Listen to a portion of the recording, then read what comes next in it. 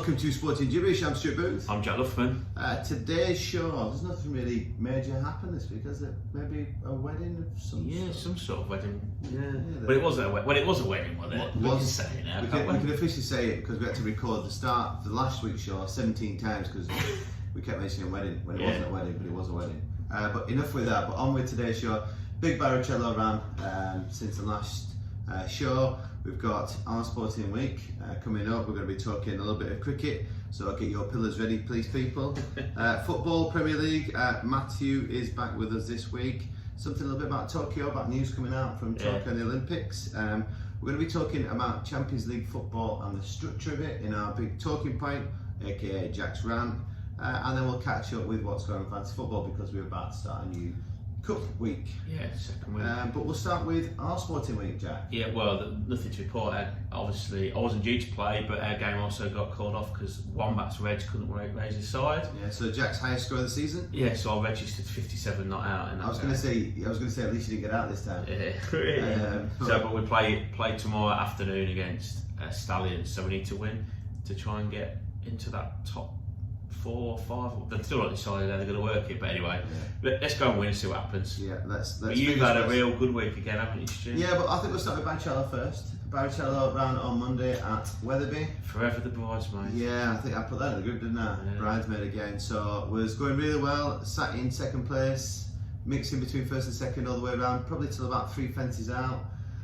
Front runner kind of kicks in a little bit, and he kind of goes with him.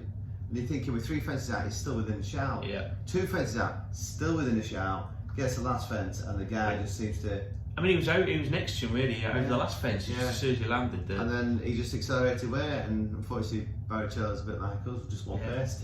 Yeah, just one pace. Yeah, it's not probably a bit like our show, just one pace. It just got it seems to have not have that sprint finish or whatever you want to call so it. I think the reports are that they're going to go back to a longer distance. But they were happy with the ground he ran on because I think that was more of a firmer ground than he's ever run on before. Yeah. So I think we're going to go back to a longer distance and hopefully we'll see him back on the track in the next couple of weeks. Because he just seems he's got stamina. Yeah. A bit like us.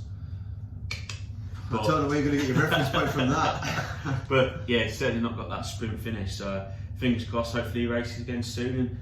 And just that one win would be nice, wouldn't it? That's it. That's what we just need. That. Just want to win one, just for Jack, because he's not won anything. But yeah, football-wise, another good week. So we ended up playing in the cup competition because the Sunday League's finished third in that. We played cup competition. First game of the cup competition, we ended up with City FC under-18s. You love playing them. I love playing. Young side. Oh my goodness, it's ridiculous. We just play them every single week, and can't believe it. But I hold my hand up, and I'm an honest person. I had probably my worst game I've played all season. Did score a good volley though, put us 1-0 up, and it stayed 1-0 for most of the game. And I think with about 5 minutes to go, they equalised to make it 1-1. And at that point, their other team had turned up because they were playing straight after. It was like a pitch invasion when they equalised. People running on, screaming, shouting, parents on the pitch. I'm like, what on earth? This is 7-a-side football against a bunch of overweight old guys and they're celebrating. But to their dismay, it didn't last long because 2 minutes later we went and scored them 1-2. So we all jumped around the pitch, celebrating that we won the World Cup. But yeah, it was quite a close game. And to be fair, they're decent footballers. The best way to refer it to is when Chorley played Derby and they put their young team there. When we go a little bit longer, we play against the young lads because we don't have the speed to build it up quickly enough. So we play a little bit longer, and then it's usually it's down to me to either win a flick or get hold of the ball and then set somebody in, and they just can't deal with it. So when it's technical and it's nice football player, they're in with a chance. But when you mix it up a little bit, they struggle. So yeah, that was a good result. And then Wednesday was a key game for us because we played 4th place. Who are a decent outfit. We managed to win that one 8-3, I think. 8-3 in the end. Yeah, it was quite close because at one point it was 2-2. It might have been 8-4. I think we scored on goal at the end. But yeah, a couple more goals in that one. But then the interesting one was our team played straight after, played the Irish team, and they lost 3-2. Yeah, so I was there. I saw the first. Yeah, and they were very lucky not to be 4-5 down at half time. And big shout out to Moran. Moran's had an absolute worlding goal to keep them within it. Anyway, they managed to put it back to 3-2, but couldn't quite get over the line to get a draw. So the deciding game is this Wednesday. We play each other If we win or draw, we win the league. They have to beat us, and then they've got to go and beat the league, last season's league champions, and the last game of the season. So, like I said, they had probably the 3 hardest games in the last 3 games. So it could all end disastrously for them, and they could end up losing the last 3. But I think they'll still finish second. I don't think they can be caught. No. But at the moment, we're 4 points clear. We've got 1 game left. So you need a point to win the league. 1 point to win the league. So it makes for interesting. There's quite a few people want to come down and watch. I think Jackie Boy. Yeah, we're going to get the ultras down, get Matty down. Yeah, Dogs are allowed in at the 7th now, so he'll bring his 2 little rats. And dress them up in yellow and black. Yeah, we'll have to get some ultras going, a bit like Bosch United. Yeah. Talking of which, just to digress a little bit, you know the new ground, Bosch United's new ground, and they've had some high winds and what have you this last. Not falling apart, is it? One of the floodlights has snapped in half. Oh my goodness! It's like proper Still under warranty. It must be because they're not used to have that. I don't think they've used it yet. So, but that's just a little. I was like, well, that's not really a good sign for the whoever made the floodlights. But yeah, so Mr. Newton, the chairman, will be onto that. I bet it will be. But on the last bit before we disappear off onto this section is I've hit my first target. Goals. Unless the guy that's in second place scores 12 goals next week, leading goal scorer comes to me. I think I'm on 21, he's on 11. Very good. I'm very proud at least one of us has made that target. Right, move on. Right, okay, moving on. Jack wanted to put England cricket on there, so guys, get your pillars out, ready for a little bit of a snooze. When we was on the show last week, they were just about to lose again, although weren't they? It was just finishing the test match. We did call it another 2-day test match. They lost the Test match series 3-1, which is obviously disappointing. I don't think it was unsurprising the series loss. I know we won the first Test match, it kind of gives a bit of a false dawn to a degree. And I think lots of commentators and writers have said, 3-1 in India is not a disgrace. That they lose very few Test series at home. And I don't disagree with that, but it just the way, and I think everything surrounding it, it's like the rest in the bubbles and people here, there, and everywhere. Just really disappointing for me. And what I think that Root and Silverwood, the coach, have to take responsibility for is the selection of the sides in the last 2 Test matches. They got it all wrong. So they ended up playing a seam attack on a spinning pitch in Test match 3 and a spin attack on a seaming wicket Test match 4. And you can't. There's no science to reading a pitch. Do not get me wrong, but I just think that they got it wrong. So just a bit disappointed there. Yeah, I think when you talk about that, you're talking about the bowling element only. It wasn't really the bowlers that really lost the game, was it? It was all, and you can say they'll give us a fighting chance of getting something, but at the end of the day, not scoring enough runs. I said that we're not going to talk about the pitches and stuff like that, and whatever people's opinion on whether they're good enough, not good enough, irrelevant really. That you've got to both teams battered on. Particularly like I said before, I haven't got a problem with the pitch on Test match 2 or Test match 4. Test match 3, I think that when India only get 140 yards. I think that says something, but certainly the other 3 pitches, obviously we won the first Test match, you've got to score runs, and I think it just exposed that we're still struggling for that opening slot, 2 slots. We're struggling for something to bat 3. I don't think Bairstow's the answer looking at it, and then of course if you don't get a start, all your pressure is heaped on Root and Stokes and whoever. Could Stokes not bat a bit higher up? Well, I think they talk about him having. I think, particularly if he's going to do less and less bowling, which I think will happen. I know in the last Test match, because of the side they picked the opener bowling, took 4 wickets, bowled very well. I think he'll do less and less bowling. I think he could bat 3, without question. And I think then you can afford to get Butler in the side and Folkes as a keeper. So actually, you are actually playing your strongest team. Yeah. But the jury's still out for me on Ollie Pope, who has done well up until this series when he just looked like a cat on a hot tin roof every time I went out to bat. People keep likening him to Ian Bell. I don't see it at all. I do not see the odd cover drive, but Ian Bell, is that the guy that invented cell phone? Yeah, that's Alexander Graham Bell, that one. Ian Bell was the warning called in Shermanator in 2005. I tell you what, people who listen to podcasts for that, and people on video for that, I get what he's just done. Ring. But but they've got a chance to get back in the T20s to start tonight, actually, our time. Alright, okay, just before we move on to the T20s, I was going to ask you, obviously you mentioned there that people said that a 3-1 loss is not the worst case scenario in India.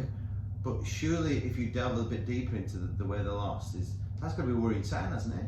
Like we mentioned, I know you just talked we brushed over it, but regardless of the result, because I know on paper people go, oh well, they lost 3-1, it's not that bad, but to have two-day test matches, even though they are painfully taken at 5 days, is still that's like humiliating. Yeah, 100%. I think, and you could see in the last test match that guy in India knew that. India knew it was one of those, foot on the throat and just keep going. So yeah, I think there's no doubt that they'll be disappointed in the way that they've lost, rather than actually the series loss, if that does make sense, 100%.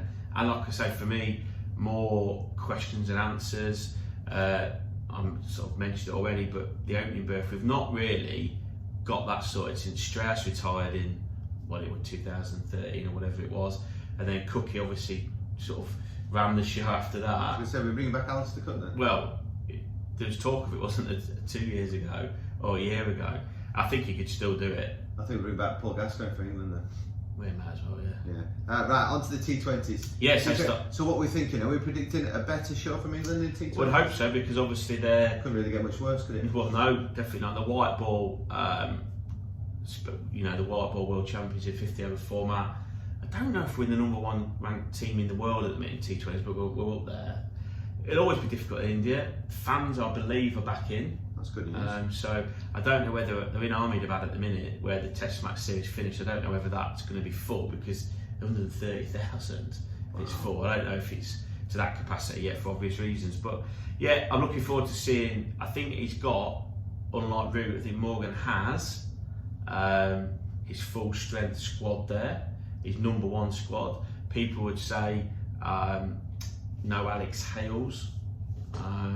He's sort of, even though he's scoring runs all around the world in T20 franchise, obviously the issue that made sure that he wasn't in the World Cup squad 2 years ago is still there. I believe that potentially he's got a way back in, but just not yet. And also James Vince isn't there, but I think who had a good big bash. But I think with Vince, I think he's a class player. He could play Test match cricket.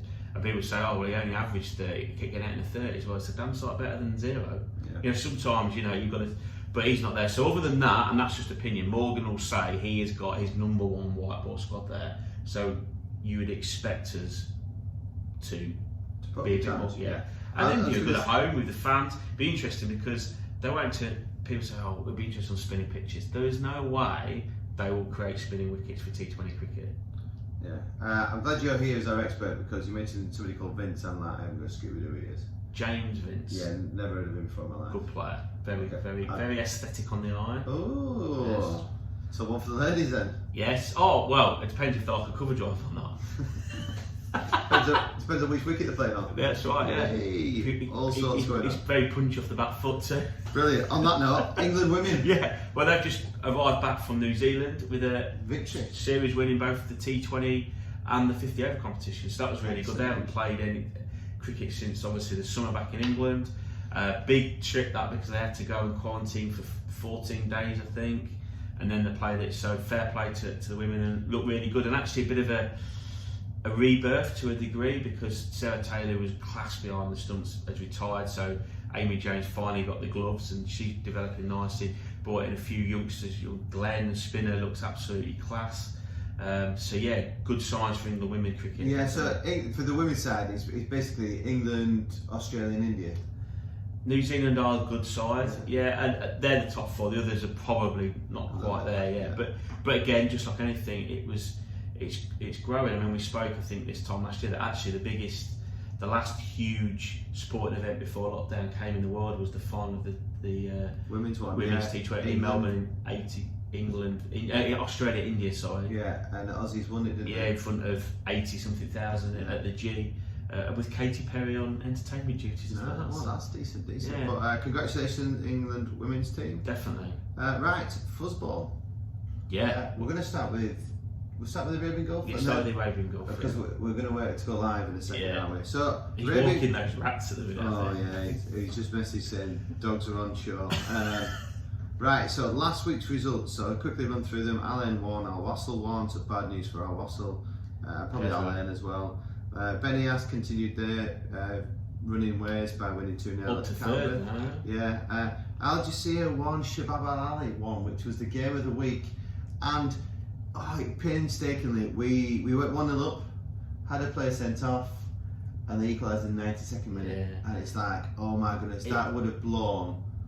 It's only going to blow something doors off. But unfortunately, it's kind of helped. You're out enough. Yeah, you needed a win there. Well, yeah, and then Hatta won against Figueres. That's a good result for Hatta. Kofrakan 5, Al Dafra 1, Ajman 3, Al Wada 1, and Al Nasir did their side of the bargain and beat Sharjah 2-1. Because we're recording this actually on the day it goes to air, there was actually games last night, and this is probably curtailed Shabab's challenge for the title because they've just drawn 1-1 with Ajman last night. Poor result. Al Jazeera then went and beat Al Hatta 1-0, not Al Hatta, just Hatta. Fajera 1, Al Wassel 1. Sharjah went back to winning ways, comfortably winning 5-1 at Kofrakan. And then the games that are later on today and tomorrow, is Kalba versus Al Dafra, Benias versus Al Nasir. And when we go through the league table, we'll understand how important that one is in a second. Al Wada versus Al Ain, sorry, they are all today. So the current standings is Al Jazeera, who played 20, are on 44 points. They're 4 points clear of Sharjah, who have also played the same amount of games. Then this is where it gets interesting. Benias have played 19, but their 20th game is today. They're on 39 points. So a victory for them would see them leapfrog Sharjah and go into second place and be within touching distance of Al Jazeera. Al Nasser are on 36 points, who are 3 points behind Benias, but they play each other.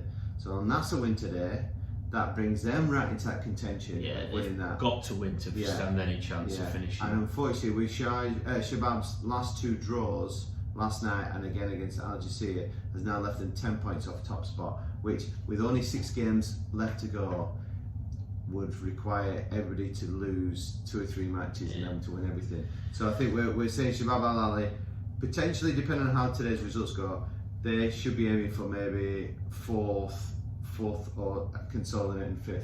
Yeah. So I think now Al Jazeera will win it. I think. Yeah, which to be fair is what Pedro called out halfway. I think they'll win it now, and then you'd think on form. I know Sharjah won last night, and handsomely.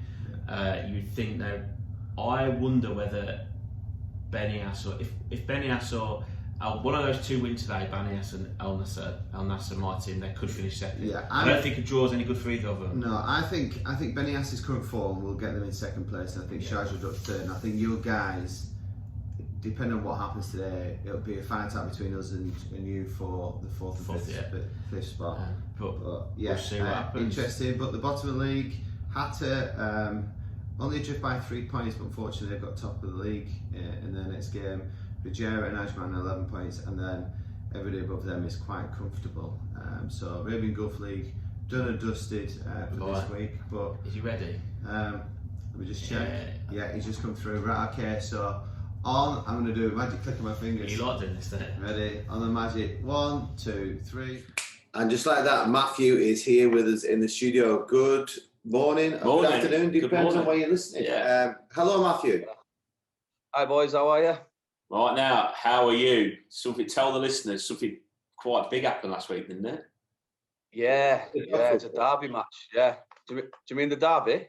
Well, yeah, we'll get to that in a minute, but something special happened, didn't it? Oh, yeah, I got married, yeah. Just like that. He put a ring on it. Yeah. Very good. Well, congratulations from Sporting Jibberish, Matt and Jade, of course. Thank you very much. Thank you, yeah. Good day.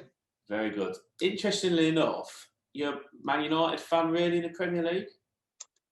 Yeah, see, I grew up Sporting United, and then Dad used to take me to watch Bury, so turned into a very fan, but now they don't exist, so I suppose I'm back to United, really. I'm just going to chuck in now. What colour was your suit? Yeah, it was slightly blue, I think you'd call it. A city blue. City blue, I believe somebody called it as. Yeah. So, I didn't think a red one would look as good, to be honest. I think you could have pulled it off though, Matt. If anybody could have, you could have done. Anyway, enough about talking about this event called a wedding or something. Let's get on to the more serious information. Right, okay, talk us through what you watched at City versus United, which was a shock. Was shock, yeah, shock result. Yeah, well, late Sunday, wasn't it? I wanted a proper derby game, like was expected from the Merseyside derby, but they're just not the same about the fans, I don't think. But yeah, I agree. I think it was a shock. If I was a gambling man, which obviously I'm not, I would have backed a draw. I really did think, City's form, but United's away form. Everything pointed to, for me, a draw or it was going to be an embarrassing big City win, to be honest. And I think United got really lucky, to be honest, with that first minute penalty. It was a penalty, Stonewall penalty. I don't think they played the better football. I just think they somehow managed to hold on, and they got lucky breaks here and there. And City at the bar, they had much more chances, but I think they had the same amount of chances on goal. So they just didn't seem to be firing. Thinking about, I think Foden had a good chance in the box, which he sort of skewed wide. United defended well, but not outstanding. It just something didn't click for City.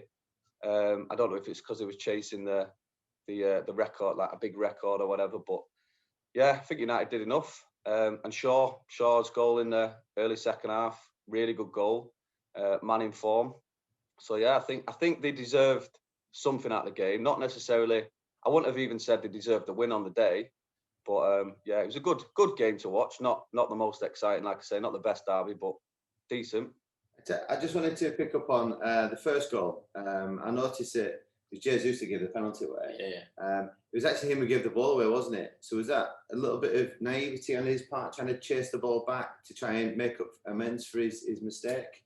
I think so. And also, I wonder, because of the derby, whether he's a bit more comfortable as well because of that, It's a blatant penalty. Yeah, I think so. I think, obviously, he's given the ball away. He's trying his hardest to win it back because it's a bit more pressure. But there was an exact situation the other way around. I think it was in the second half where Rashford, when Rashford ran all the way back, I think he put a tackle in and started an attacking play. That is what I think Jesus obviously wanted to do. It does show goodwill in that he was in his own box trying to win the ball. But yeah, I think in those situations, you just got to look at your defenders. About 6 lads around him and like, you're a defender, you're good at tackling. I'm a forward, I'll leave it to you. And he's obviously jumped in a bit early. Stonewall penalty. I thought, to be honest, when I saw the penalty go in, he'd missed it straight away. I was like, he saved it. And then obviously, I don't think it was his best penalty. And I think the keeper's obviously guessed the right way, got a hand on it. But it's gone in. And all the cliches, Fernandes, and he only scores penalties and this and that, first minute of the game. But he has scored his goal against the top 6, which obviously he was lacking, I think. So yeah, it's you shouldn't good count for United. That penalties Penalties don't count, do they? Penalties don't count, do they? not in the top. That's another day. Interesting you said about. One question about Fernandes and De Bruyne. I watched the game. I thought both were absolutely bang average. De Bruyne doesn't seem to have hit the heights, after his injury or whatever like that. Gave the ball away numerous times.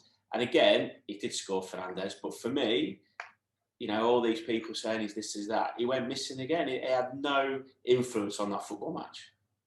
No, I agree. I think if he didn't score that penalty so early on, you wouldn't have even realised half the time he was on the pitch. Yeah.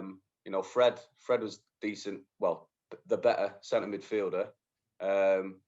Yeah, I think a lot of players went missing. What I did pick up on though was how many good English players were on display. Obviously, with the Euros coming up, bit of a headache. I saw a little picture saying there's 3 players in every position that could be selected for the England team, and I couldn't pick between most of them in every position. And you've got Greenwood coming off the bench, who looks decent half the time. Rashford and Foden and Luke Shaw, probably the best left back in the league at the minute. I know Stu don't agree with that, but I think he's really pushing for a place. But yeah, what a headache Southgate's got just with those English lads on the show, just in the derby. So yeah. Go on, Like I say, I agree. I think we said the other week that if the Euros were sort of next week or the next couple of weeks, I'd really fancy us, because not only have you got people in those positions, particularly in the front third, where they're actually playing well. I worry about us defensively because I still think Maguire's overrated, but he'll get the gig alongside. I think Stones are going to be number. Yeah, Stones being number one. this year. Yeah, I agree with you. And actually, it's good to see there's a lot of English players playing all around the country actually at the moment. So maybe and hopefully they don't go stupid in the summer window because of all the pandemic and lack of cash flow. It might actually help English football in the long run. Yeah. My question is a double-headed one, Matthew. So I'll start off with this one. Dead easy is, how much do you think that record was playing on City's minds? And then second part of the question is, obviously that was just held off the formality of City winning the league, and then does that kind of secure United's second place now? Yeah, I think all the records, no matter how professional you are and how long you've been in the game, if you know in the back of your head you're chasing something, it's going to affect your performance.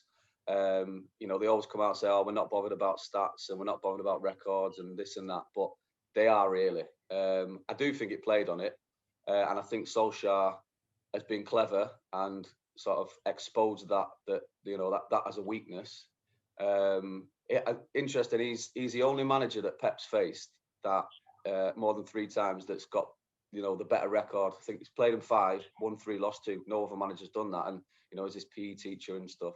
But yeah, I do think at the back of every City player's mind there and Pep's mind, the record will be there because it's the icing on the cake. Like you say, they're going to win the league, but they want to win it with a record because winning a league these days it's excellent, but you want to win it with a bit of icing on the cake because I do think that played a part. But I can't see City failing. I can't see them losing many more games. I think, is it Fulham they've got this weekend?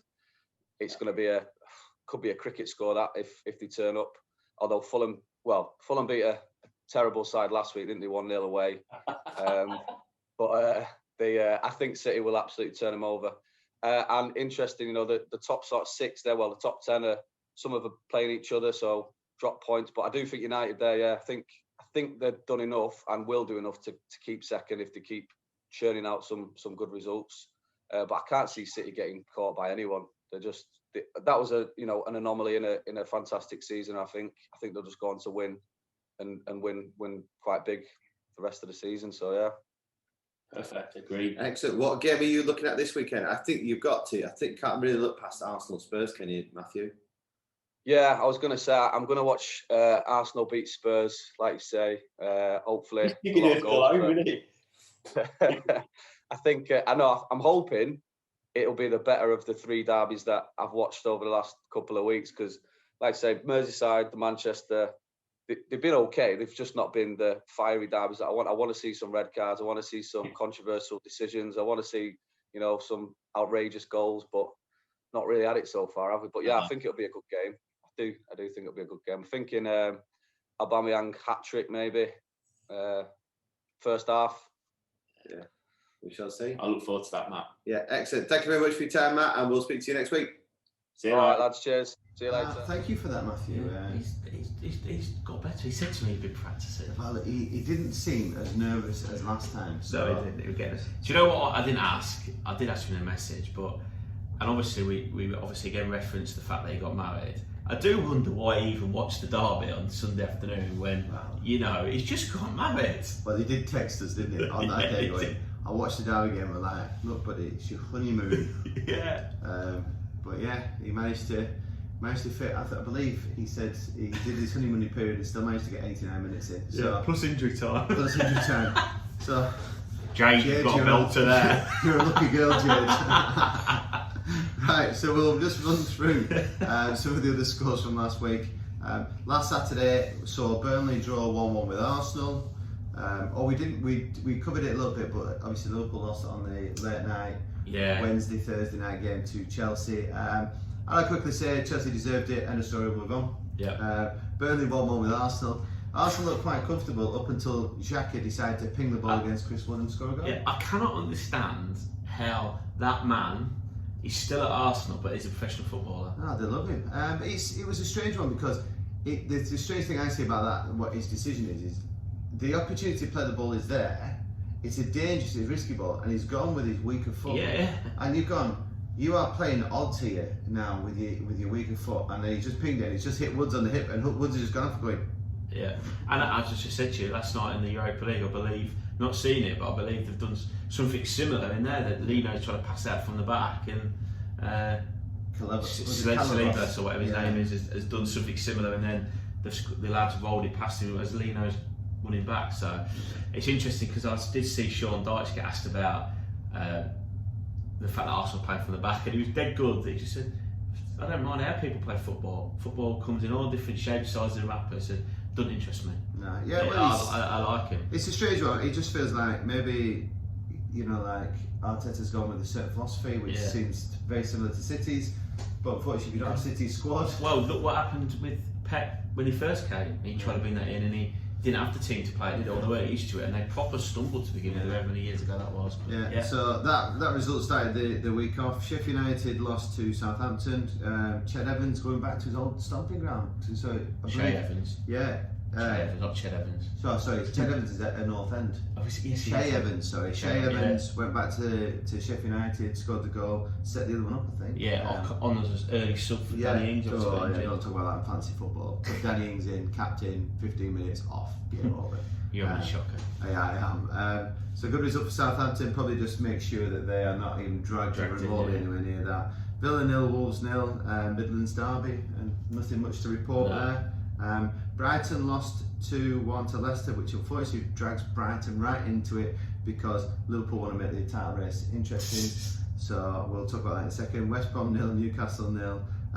It was definitely interesting. I watched that game, and West Brom looked like the only team who were going to score. Newcastle had a few half chances, but a different team when there were no Callum Wilson on the pitch. Oh, 100%. And then it was literally, he was making tactical substitutions, Bruce, to keep the draw. And you're like, this is Newcastle away to West Brom. They should be going for the win. I mean, I don't know. But I don't know. Newcastle. Maybe we need to get Stu Birchwood just drop a message and see what he says about it. They're just a nothing team, aren't they? They've got to be better than that. Yeah, they're just floating around. I mean, I know that the front three are all injured now. Almiron, St Maxim, and Wilson. I know they're all injured, so that doesn't help. But you paid 40 million for Joel Linton. He just looks like a big Andy Cowell's better than him. That's saying something. But yeah, I'll ask Stu Birchwood what he thinks. But Liverpool decided to make the relegation title. I did watch the first half of that, and Fulham were well worth their half time. Fulham fully deserved to go 1-0 up. They had a couple of half chances where they could have scored.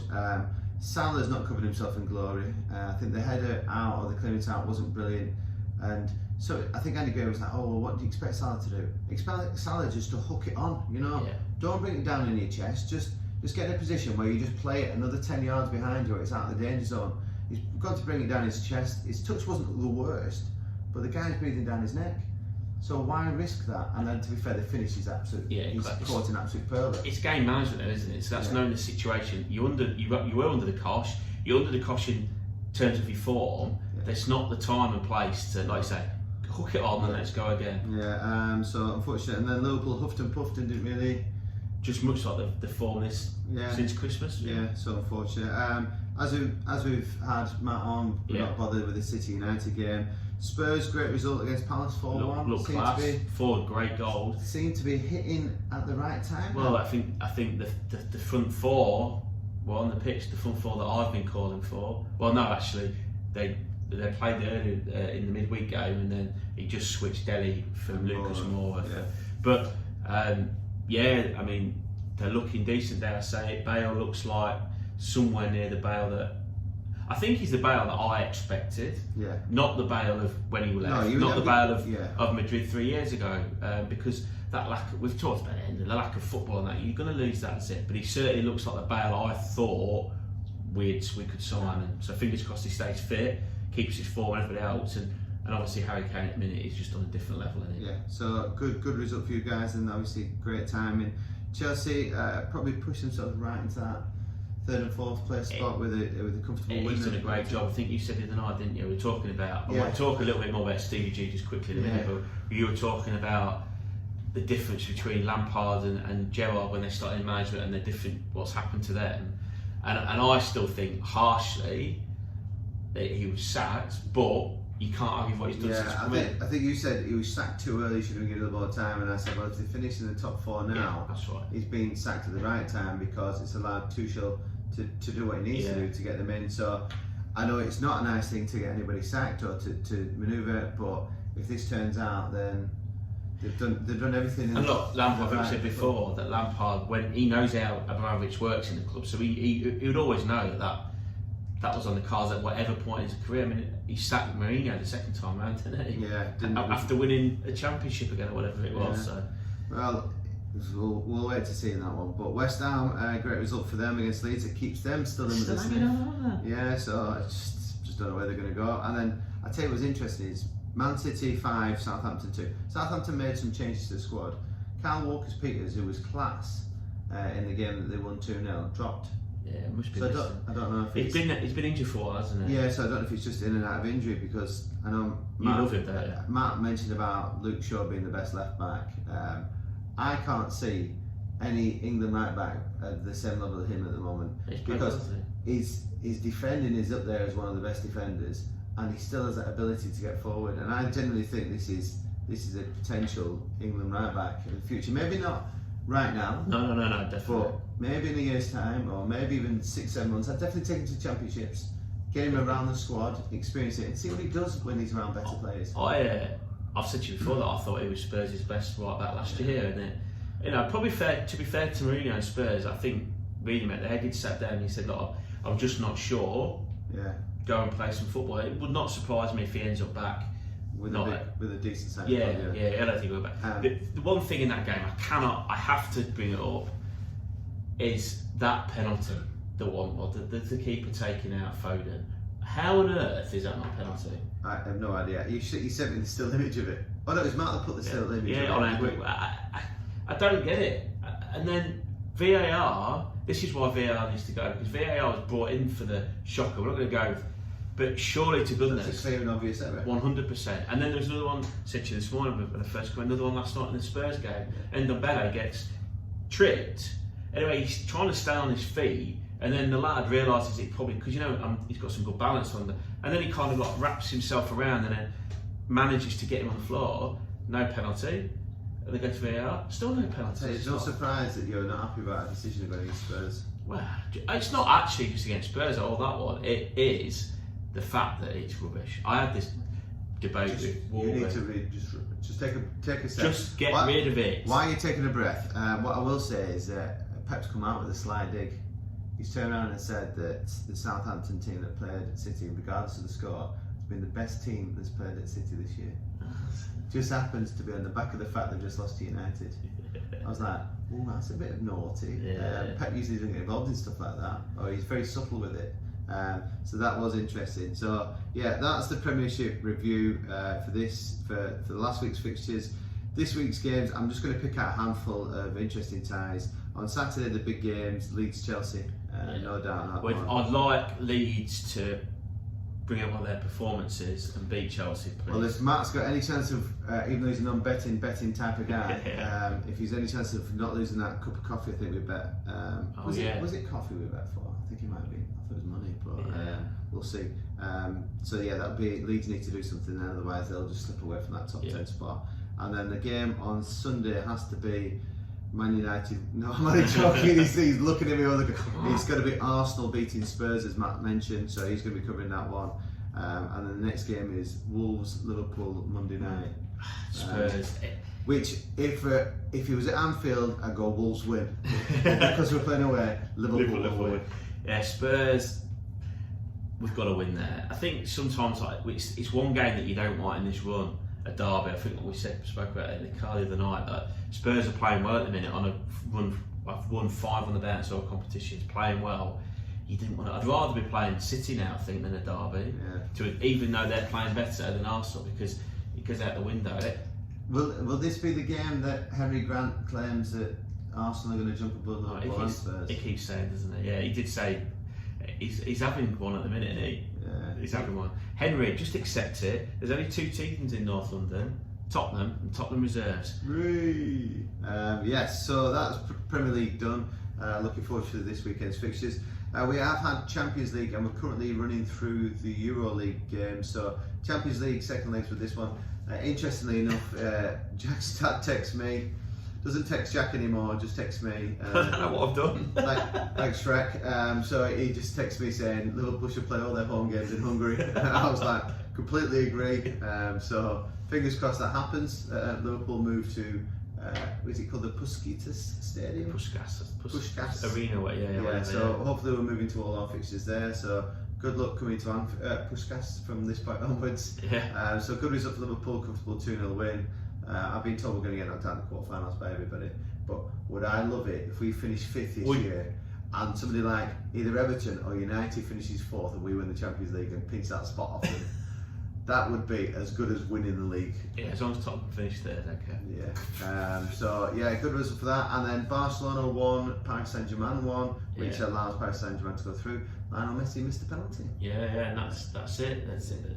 Game over for them. Yeah. So now it'll be interesting to see what happens, because if he's going to make a leave, he should have given his notice now. Yeah, but as the a bit quiet though. And his mate, or not his mate, but the old president, the old president's back. The original president that set up one of the best squads I've ever had has now been re-elected. So they're hoping that's going to keep. Which manager they're going to go get there? Because I think Koeman will get sacked, won't he? Whatever happens. I think if you're looking out there, your top managers about who you're looking for. You're looking at. See, I would have thought they'd like Poch, but they're not going to get him now. Yeah, but you look at. I know what you're saying about Poch, because I know you rate Poch a lot, but unless Poch does something with PSG, then I don't think you can say that he's I know he's got. You've got to be looking at the current guy at Bayern. He's having a great season with them, and then there's only really Pep. He's having a good back there. Or you're looking in Italy. Yeah. You could potentially say Klopp, but I can't see him. No. I just think Klopp is the type of guy that this season will have killed him, and I don't think he'll leave this season, and he'll potentially leave the season after if he's then made right what's wrong. Yeah. And I think he'll want to finish with everything in a good place, in a good setting. Definitely. And I think that's why he wants Germany. Yeah, because I said about Germany, but that fits nicely because I think you're right. I think he will. He won't want to leave this year if Liverpool finish in 5th or 6th, 4th, whatever it is. Even if they get Champions League football, just the manner of it. Yeah. And of course, another year or 18 months sets it up slightly nicely for one. Yeah, well, just interestingly, before we mention his name, is their contracts are aligned. I know they are. So the person we're talking about is obviously Steven Gerrard. Yeah. And we had a quick discussion on Wednesday night while watching Waldy getting run around the football pitch. Gets very angry on the football pitch. He's an angry little man, isn't he? He's the like just accept your you're 4'5". It's just laugh, mate. Yeah. So when we were watching the game, we were talking about Steven Gerrard. We were comparing him to Frank Lampard, and I think everybody agrees that when they first took over teams, Gerrard was doing the under 23s at Liverpool, and Lamps got offered the Derby gig, and then Gerrard then went over to Rangers. And to be fair, Lamps had a decent first season. They got to the playoff final, obviously they lost, and he started to build a bit of a squad there. And Gerrard had a mediocre season with Rangers, and at that point everyone's going, Lampard's a better manager, look how well he's doing, blah blah blah. And then Lamps ends get projected to Chelsea. Gerrard has another alrightish season with Rangers. They're playing a lot better. They've taken more points off Celtic than they had done previously, but still came home with nothing. And everyone's going, oh, look at Lamps. Lamps got given this big cash injection. Lamps goes and spends all this money and has been sacked.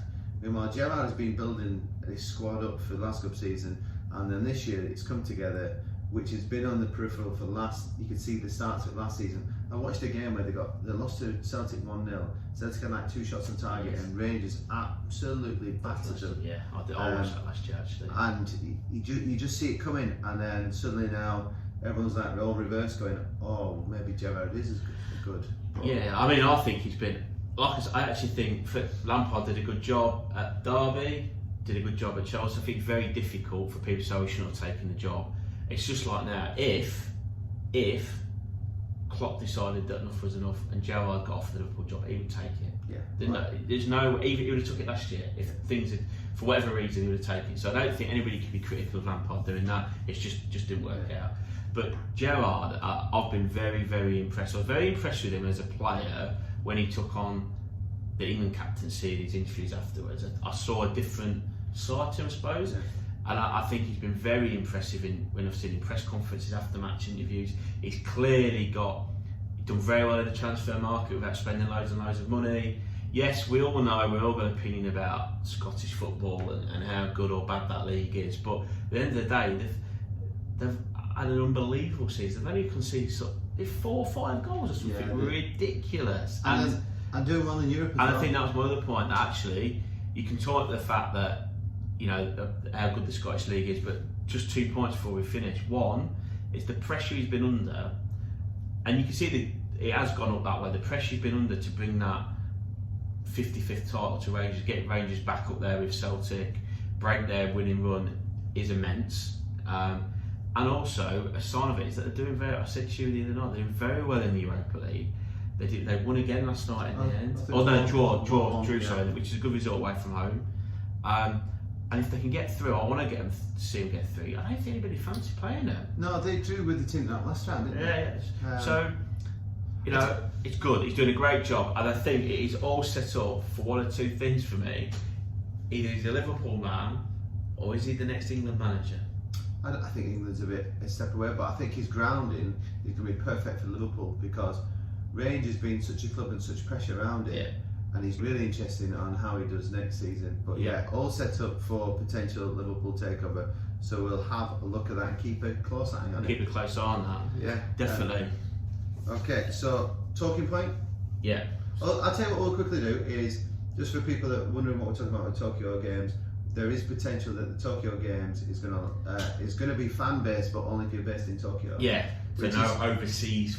Which is good news that the potential fans going to be in there, but bad news if you're a big fan of Olympic Games, you wanted to go and watch it. Yeah. And I'm guessing people have had tickets and holidays booked from last year to go. But I think for us is to keep a close eye on that because that might also have effect or may influence the effect on the Euros. So we're still waiting on. Yeah, for us for the Euro. So we'll see what goes on there. But we're going to go on to the talking point. We're talking about away goals, the current Champions League set up on a two-legged event. Okay, so at the moment we had this quick chat off air. I just put it to Jack going, is it outdated or is it current? Outdated for me. For what reason? Because I think that I've never really understood it, even when I suppose it was in date, if you like, when we were growing up or whatever. I just think that the way football is played now, that there's none of that kind of those cat and mouse tactics. I think we're more on the front foot. I don't think it needs that extra dimension. I think sides are quite happy to go try and to score away from at home and things like that. I think it should be one-leg games anyway. So I think that's the other argument, that I don't even know why we're having two-leg games. But I think it's just an absolute thing of the past, that how can you effectively win a cup tie and go through without scoring more goals than the other opposition, which is the whole point of football. Yeah, but I think what you say there is that back in the old days when they didn't have the away goal rule, teams wouldn't attack and they would sit in and take a 0-0 draw away or a 1-0 loss away and then beat teams at home 2 or 3-0. So I think because of that rule, that's what's created the attacking football and that attacking mentality.